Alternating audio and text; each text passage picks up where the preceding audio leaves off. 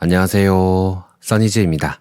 지난 4월 써니즈 오디오 채널에서 낭독했던 책 중에 가장 많은 분들이 좋아해 주셨던 책 5권을 좋아요 순으로 순위를 정해서 5위부터 하나씩 소개해 드릴게요.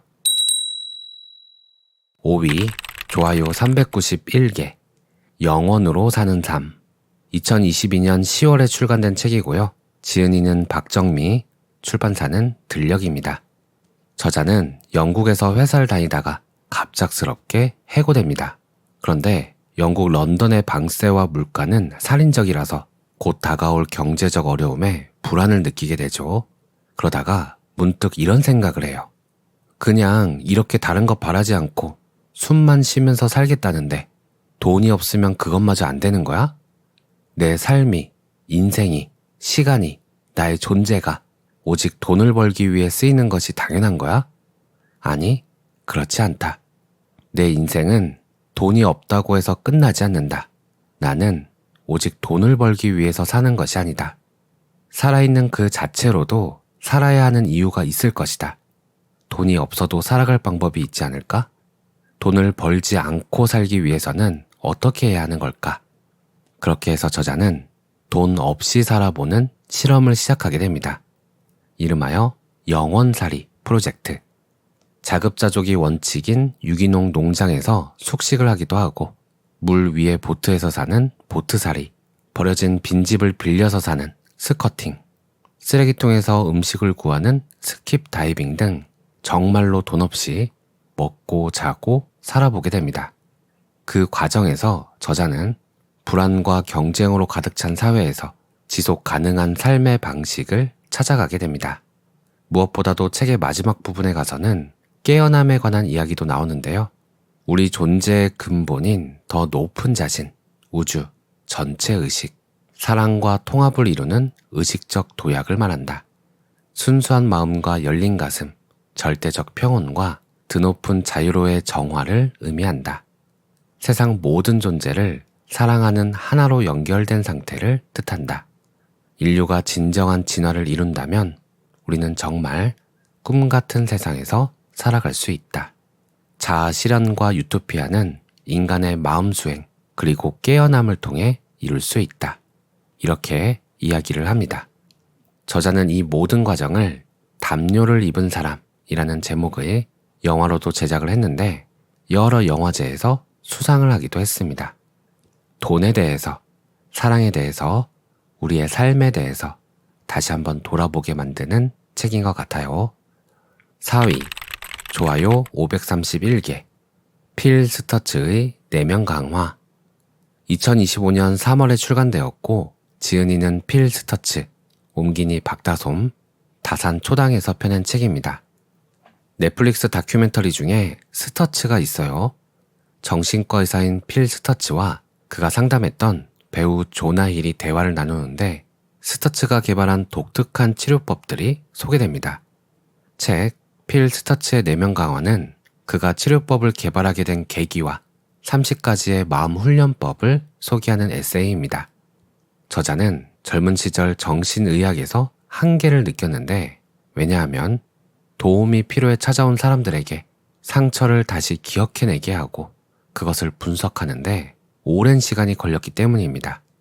저자는 좀 더 즉각적인 효과를 가져올 새로운 방법을 찾기 시작했고 마침내 여러 방법들을 발견하게 되죠. 그중 한 가지를 살펴보면 생각이 너무 많아서 아무것도 할 수 없거나 지혜를 얻고 싶어 하는 사람에게 그는 이런 이야기를 들려줍니다. 지성은 우리 머릿속에서 펼쳐지지만 지혜는 우리를 둘러싼 세상에 널리 퍼져 있기 때문에 이 세상 자체와 연결되어야 한다. 세상과 연결되는 유일한 방법은 행동하는 것이다. 그런데 익숙하지 않은 행동에 나설 때 대부분의 사람들은 원초적 두려움을 느낀다. 그래서 새로운 관점이 필요한데 3가지 원칙을 기억하라. 1. 속도. 무언가를 하기로 마음먹었다면 실제 행동하기까지 걸리는 시간은 짧으면 짧을수록 좋다. 2. 밀도. 하루에 2가지 행동을 시도하라. 그 지점에서부터 행동을 늘려가라. 3.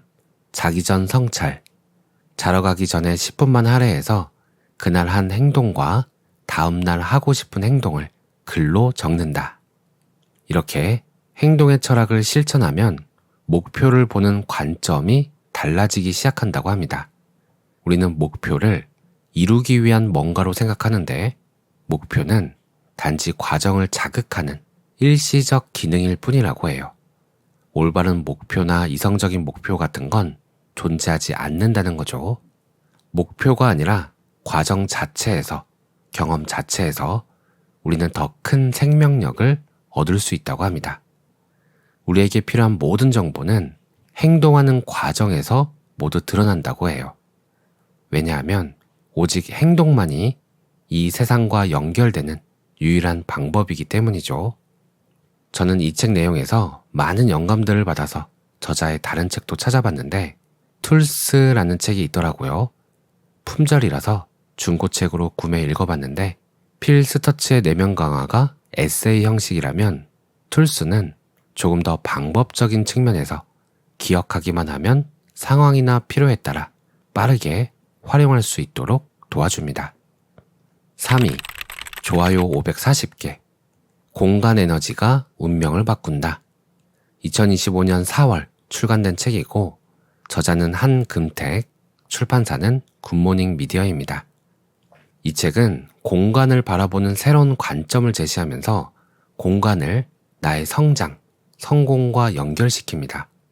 공간은 곧 에너지라는 원리를 이야기하는데 인간의 의식이 파동의 성질로 진동하는 에너지를 갖고 있다고 설명하면서 공간과 공명의 동기화될 수 있다고 합니다.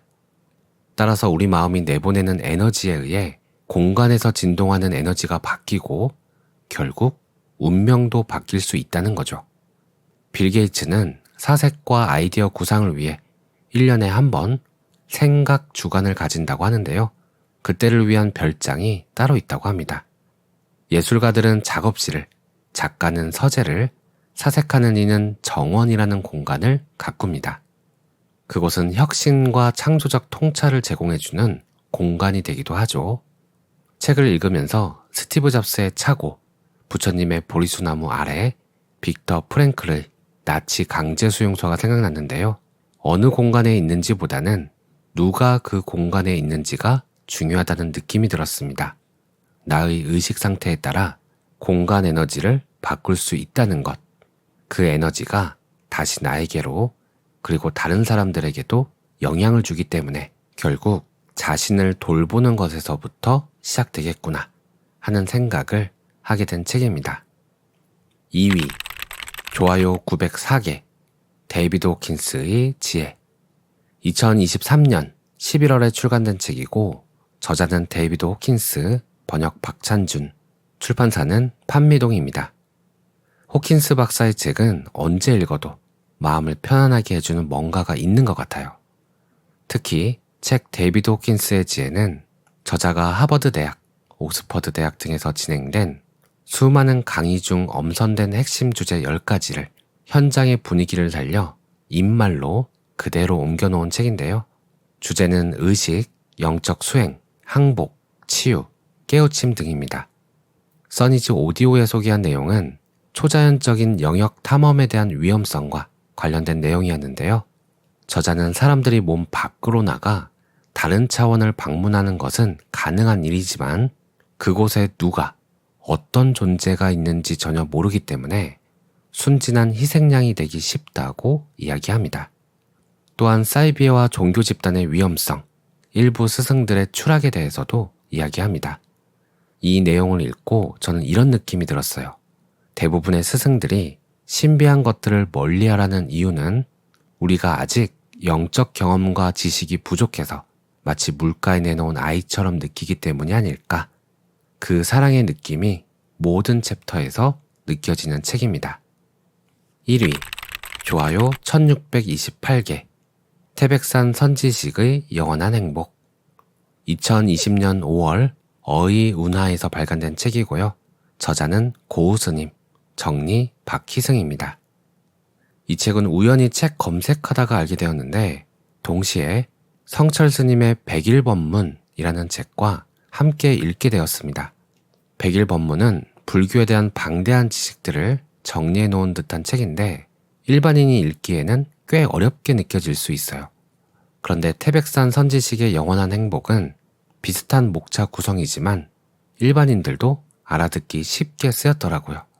그래서 두 책을 번갈아 가며 읽었고 부처님의 깨달음을 제 머리로 이해하기로는 중도로 요약할 수 있겠다는 생각이 들었습니다. 그런데 책 내용 중에 참선 도중 겪는 신비한 경험들에 대한 내용이 나오더라고요. 마침 관화선 수행 중 겪은 일에 대한 인터뷰를 했던 터라 내용에 더 관심이 갔습니다. 참선을 하다 보면 진동이 오거나 불덩이가 보이거나 환상이 보이는 등 사람에 따라 다양한 모습이 나타나는데 책에서는 이런 현상이 나타나는 이유가 화두가 성성하지 않은 상태에서 번뇌 망상 틈 사이로 잠재의식과 무의식이 언뜻 나타나는 것이라고 설명합니다. 즉, 화두를 놓쳤을 때 나타나는 것이라는 거죠. 만약 이 신비한 경계를 공부로 잘못 알고 집착하면 공부에 큰 장애가 된다고 합니다. 어떤 스님은 환상의 소리를 듣고 자신의 생식기를 자르기도 하고 어떤 분은 신통력이 생겨 스스로 견성했다 착각했는데 시간이 흐르자 신통력이 없어지고 공부도 잘 안 되는 경험을 했다고도 합니다. 그래서 중도 영기를 이해하고 정견을 세워야 무와 공이라는 것을 알기에 이런 경계가 잘 일어나지 않고 일어나더라도 잘 극복할 수 있다고 이야기합니다. 이 부분을 읽으면서 저는 스님이 아닌 일반인들은 어떻게 이 내용을 삶에 적용할 수 있을까 생각해 보게 되었는데요. 목표를 정하고 나아갈 때 이 내용을 적용할 수 있을 것 같더라고요. 목표를 향해 나아갈 때 마치 화두를 들듯 나아가고 화두를 놓치게 하는 신비한 경계처럼 목표를 잊게 만드는 다양한 유혹에 대해 우리는 올바른 눈을 가져야 할 것 같습니다. 불교에서 정견이라는 부분을 이해한다면 일상에서 겪는 많은 유혹을 극복할 수 있을 것 같습니다. 이 책에 중도 정견에 대해 잘 설명되어 있는 것 같아요. 이렇게 4월에 가장 좋아요가 많았던 5권의 책을 살펴보았는데요. 매월 이렇게 결산을 해보는 것도 좋은 것 같습니다. 오늘은 여기까지입니다. 평온한 하루 보내세요. 감사합니다.